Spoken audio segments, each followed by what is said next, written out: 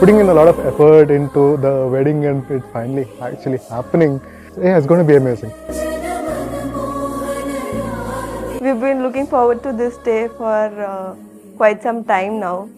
I don't think anything else matters. It's just that we both are happy.